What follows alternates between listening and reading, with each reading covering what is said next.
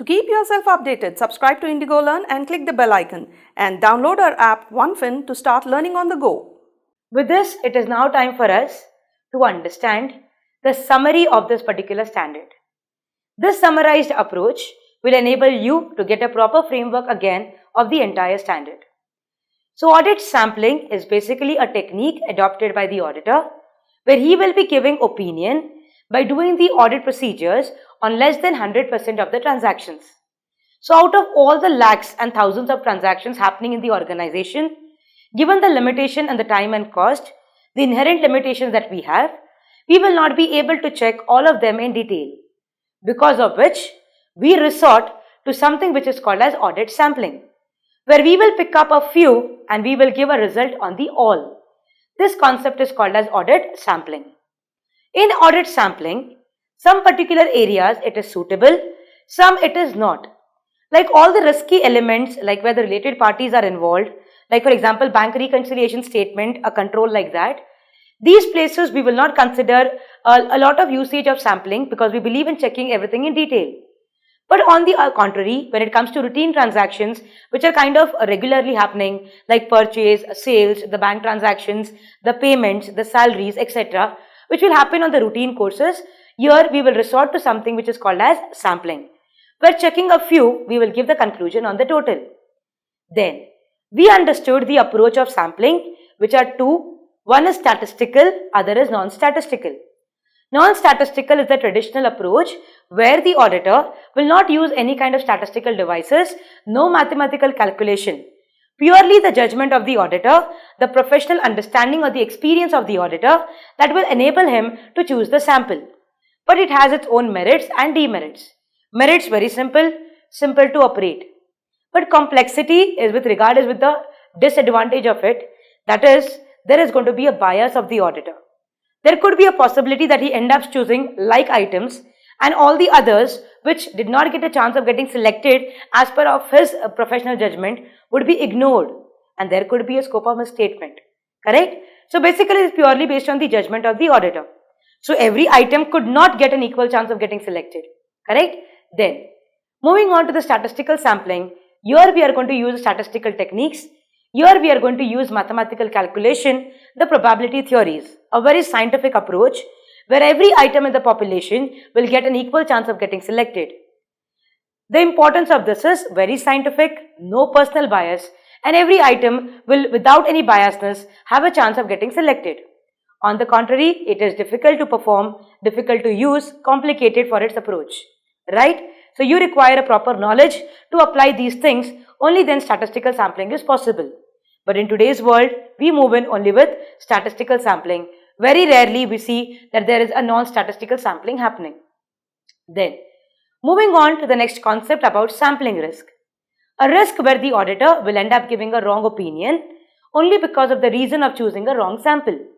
That means the sample that he chose has not proved to be the true representative of the population, and he understands that if the audit procedures which he has applied on the sample, if the same he would have applied on the population, the answer would be different.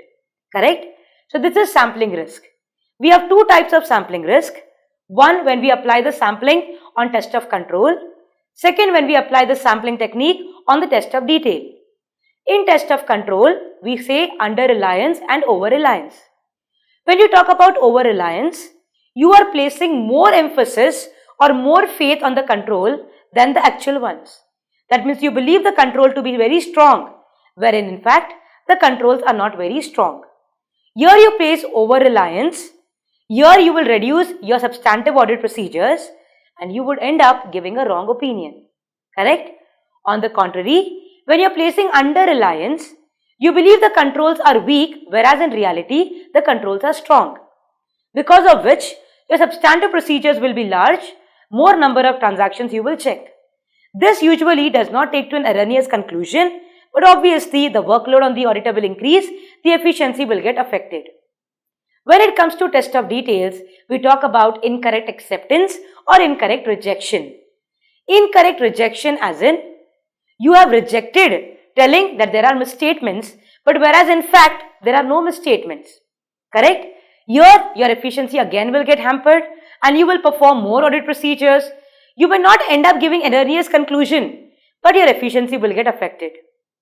Incorrect acceptance is where misstatements you have identified and you believe the population is misstated, whereas in fact they do not have the misstatements. Correct? So this is going to be where you would end up either giving, in case of test of details, you would talk about incorrect acceptance or incorrect rejection. What is incorrect acceptance? That means what happened here is, you are believing that the transactions are actually correct, whereas in fact they are not. Okay? So you are accepting with a few selected samples that there are no misstatements, whereas in fact there are misstatements. Correct? This will end up giving an erroneous opinion and the audit report could be erroneous. Whereas incorrect rejection is where the transactions that you are checking have been chosen to be all manipulated or misstated. Based on those, you are telling that things are wrong. Whereas in fact, in the population, misstatements are not there. Because of this, what you do is, you will extend the sample size, you will check more of detailed checking you will do, where your efficiency will get affected, but obviously you will not end up giving a wrong opinion. So these are the ways in which the sampling risk will get affected. Correct? Now, what is non-sampling risk? Non-sampling risk is where mistake has happened, error is there, opinion is wrong, but not because of choosing a wrong sample. There could be other reason, like there could be audit procedure applied is wrong, interpretation of evidence has gone wrong. Okay, so there could be a reason other than what? The sampling. Okay, that's called as the non-sampling risk. Then we came across two different words, tolerable error, expected error. Expected error is that error in the sample which the auditor is ready to accept. Up till then, he will not have any kind of adjustments to be made in the financial statements, nor requires to change his opinion. Tolerable error is an error above the expected error, up to which the auditor is still able to bear the misstatement. So over and above the expected error, even up to certain level, the auditor is ready to accept. That we call as tolerable. Up to that limit, we are going to tolerate. That means what? Till that level in the sample, if the misstatements are identified, we are not going to project it on the population. Up to that, we will accept it. We have no problem with it. We are not going to say the population is having a misstatement. But if it is crossing that level, then this will have a projection on the population and we will consider the population to be misstated. Similarly comes the rate of deviation, where up to a particular level you are okay, which is called as expected. A little above that is tolerable, but over and above that it will have an impact on your deriving the population result or your deriving conclusion on the population. So up to the limit of your tolerable error, this will have no impact on the population. This is something similar to that of performance materiality, because this is the rate which is fixed lower than the actual materiality level. So if we consider the main population, this would be material, we would bring it little down and some of the immaterial items will be checking, and if those total should not cross that limit. So something which we consider it to be what? Individually they could not be material, but collectively when we put together, we will fix up a level up to which we will be okay with it. And if it is above that, this immaterial items individually also could become what? Material. Correct? So this is tolerable. As connected to what? Performance materiality. Then moving on to the next one, we talk about the sample selection methods. So there we spoke about a random sample, which is having simple and stratified. Then we have a systematic sample where we have to give an interval. Then we have a monetary unit where we stratify the data based on the monetary values. Then we have haphazard, where usually we don't have any kind of procedural aspect or any kind of proper understanding. But yes, it is still statistical, because there is going to be equal chance of getting selected. In reality, we don't use it. And then you have the cluster selection, where the entire population is divided into clusters. Using random numbers, we choose a cluster and then all the items of the cluster which I can detail. So that is called as what? A cluster selection. So these are the methods of selecting the sample that we come across. Then the way we apply the audit procedure will be, we will decide a particular audit procedure on the particular samples. When we start applying the audit procedures, if you come across a particular sample where the procedure cannot be applied, you replace the particular sample. And suppose if you come across a particular sample while doing the audit, on which the procedure cannot be adopted because of maybe the lost data, which is corroborative to it, then in that case, you will perform alternative audit procedure, correct? This is the way where you replace or you perform alternative procedure in order for the performance of the audit. After doing all that, you will then project the result of the sample on the population. But while you project the information from the sample to the population, you have to give due regard to the anomaly in the population or on the sample. Anomaly is the representative or not the true representative of the population. It is only one of its kind, a non-recurring item, something which is unique, something which has a different characteristic. This is a different item which is not similar to the population or the majority of the population. So when you're projecting it, you will consider it separately. So the non-anomalous transactions and the anomaly will be considered separately, and together we are going to project the misstatements on the population. This will purely be giving regard to the tolerable errors. So if it is crossing the tolerable level of misstatement, then it is going to impact the financial statements, that is the population as the whole. And if it does not cross the tolerable limit, then that will have no impact on the population. This is the way in which the audit procedures will be performed. Now, one very important point is, suppose the auditor is concluding that sampling is not giving him the reasonable assurance that he requires, then whatever misstatements he has identified by performing the sampling procedure, this he will inform to the management, ask them to investigate the matter, ask them to check if there is any further kind of traces for similar misstatements to happen in the overall population and do the required adjustments. If that he will do it, along with that what he will do is, he has to extend the nature, timing and extent of his further audit procedures. He could increase the number of sample size, or he could perform alternative procedures. Substantive procedures could be different. So he would modify the planned audit procedures, and in that way he would try to obtain an assurance. Understand, anyway, without obtaining a reasonable assurance, without obtaining sufficient appropriate audit evidences, you can never give conclusions on the financial statement. One very important point you need to understand: size of the sample should be selected appropriately. Sample design very properly taken care of. The population from where you are going to choose the sample should be appropriately decided by you. The population, if it is correct, the sample will be correct. So based on what you are checking, corresponding population has to be correct. Then sample size should be such that the overall risk is brought down to the acceptable lower level. Choose such a method where every item is getting an equal chance of getting selected. Whenever you identify a misstatement, just do not project it further. You need to understand the reason for the misstatement, the nature of the kind of deviation that has happened. This would be sometime an indicator of some of the common features. These common features will enable you to do a detailed checking to obtain a proper reasonable assurance for you to perform your audit even more effectively. So if you identify a misstatement's common feature to be a timeline, then you will realize at this point in time the misstatements have happened. So in that point of time, all the other transactions also you will check in detail. This will enable the auditor to obtain a reasonable assurance, and then he'll be in a position to give an opinion on the financial statements.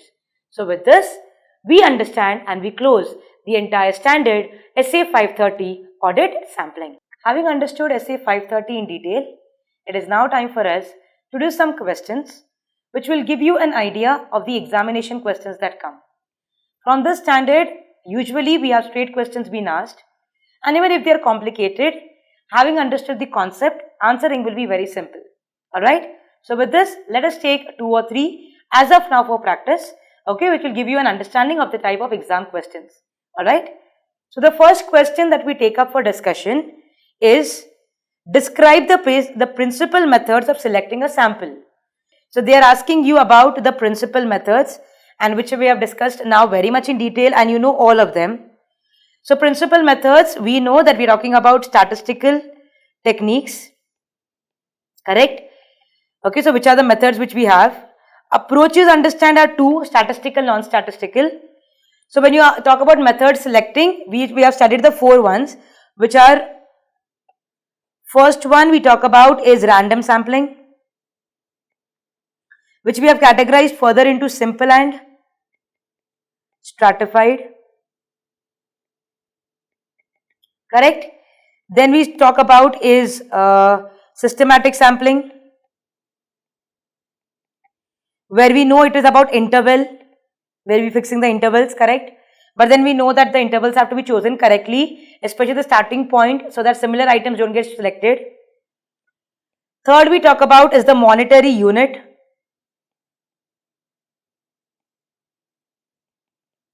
where we are going to stratify the data based on numbers. Okay, so depending upon the monetary value, we will create the groups, and maybe from one group we will take, if it is material, we will take 100% of the items. From other, we will choose some 70. Then from third, we will take some 30. From last, we could say take some 10. Okay, 10% and all. So like that, we are going to choose it. That's monetary unit sampling. Then we have the haphazard selection. With the very name itself, we have haphazard. But you cannot call it to be non-statistical because every item will get equal chance. In practicality, there is no application of this method. Then you have the last one, that is cluster. Cluster sampling, or also called as the block selection, where the entire population you will be categorized into clusters, correct? And then these clusters you will apply random numbers on them. Applying the random numbers, suppose cluster number 1 and 5 get selected. So from them all the units, from here all the units you will pick up, and on them you are going to perform the audit procedure, correct? So this is the way the selection will happen. So the question, describe principal method of selecting a sample, would be random sampling, another simple and stratified. Systematic sampling would be interval sampling, wherein you choose a fixed interval. Monetary unit is stratifying the entire population into discrete subpopulation based on the monetary values. Haphazard, where every item gets an equal chance of selection, but there is no proper methodology. It is not having any kind of proper a logical reasoning behind it. It is haphazardly selected. Then you have the cluster selection, where the entire population is grouped, and then you will select randomly any of the clusters and then check all the items. Very less of practicality, because usually when the clusters are done, every cluster will have a similar kind of item. So picking up a cluster as a whole and performing procedure on that particular cluster is as if you are doing the audit procedure on all the similar items. So similar items, if you check 1 or you check 5 or you check 20 also, the answer would come as the same. So in practicality, not that much in usage. Alright, so this is about the first question, principal methods of selecting sample. Taking up the next question for a discussion. In case where the audit sample selection has been done on a random basis, no statistical process for selection of sample needs to be followed. So what are they telling you here? In case where audit sample selection has been done on a random basis, no statistical process for selection of sample needs to be done. So already they have done the selection on random basis. Do you require any further statistical process for selection? Correct? That is what the question is talking about, or they are asking you to comment on this. Understand the very two approaches we have. One is what? Statistical. Other is non-statistical. Correct? Non-statistical we are not discussing as of now because it is professional judgment involved, no use of any kind of scientific calculations. We are now talking about what? Statistical sampling, and here they have told that you have chosen the sample based on random basis. So they are asking you, is there a need for further statistical process? What we have understood by statistical method is that statistical method says either you use random numbers, it is random selection, okay, or random selection you call it, or you will be using probability theory. Correct? These are the two essential elements for you to become, following what? Statistical sampling. So either you pick up the numbers randomly by using the random number tables or random number generators, or by using any formula on the Excel sheet, or using any kind of application from your app stores, the Play stores, whatever. So when you generate the random numbers like that, that also is statistical. Probability theory is basically use of statistical technique, an absolute technique, it is probability. Either you use this theory or you randomly pick it, we'll call it to be what? Statistical. Correct?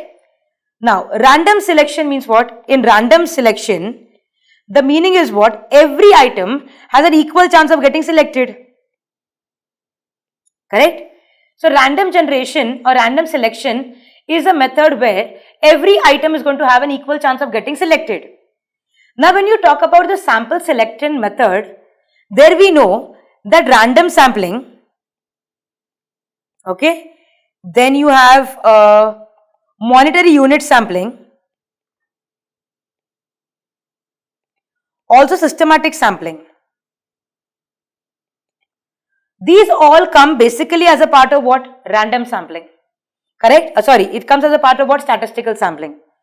So here what we are doing is everything what we are choosing is randomly done. Alright. Now look at the question again. In case where audit sample selection has been done on a random basis. Random basis means what? Either you use random tables or any generators, okay, random table generators or random number generators. Many formulas are available, many applications are available. Any of them, that is nothing but you have given every item an equal chance of getting selected, and when every item is having equal chance of getting selected, means you have applied statistical technique. Correct?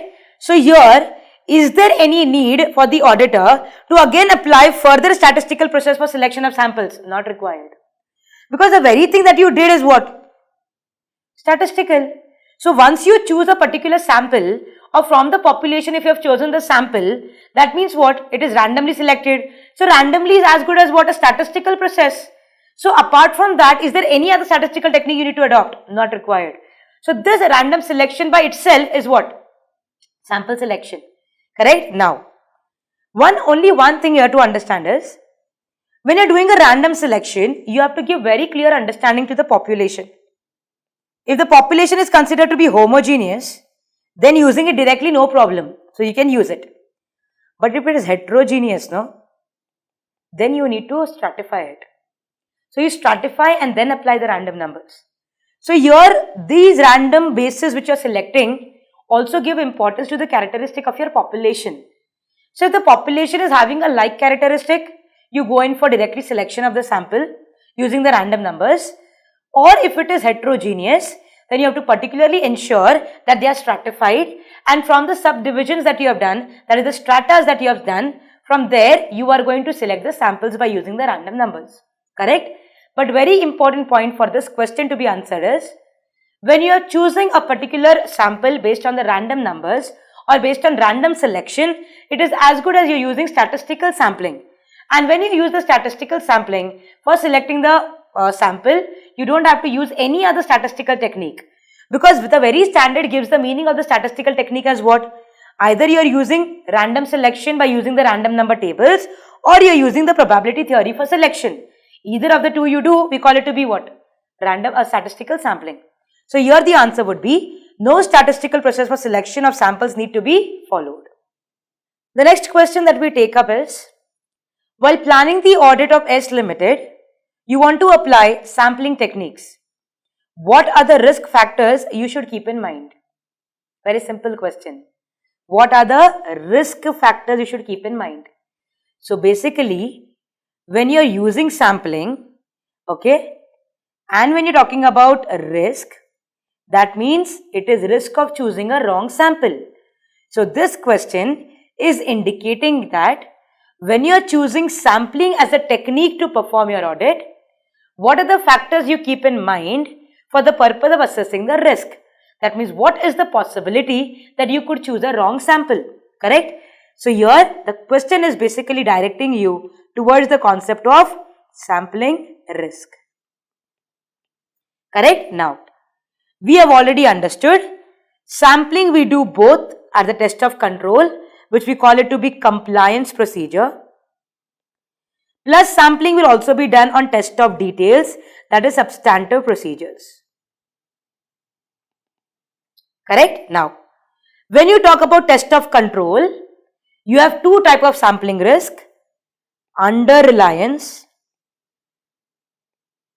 and you have over reliance. Under reliance is no trust only on them. Okay? Over reliance is excessive trust on the internal control.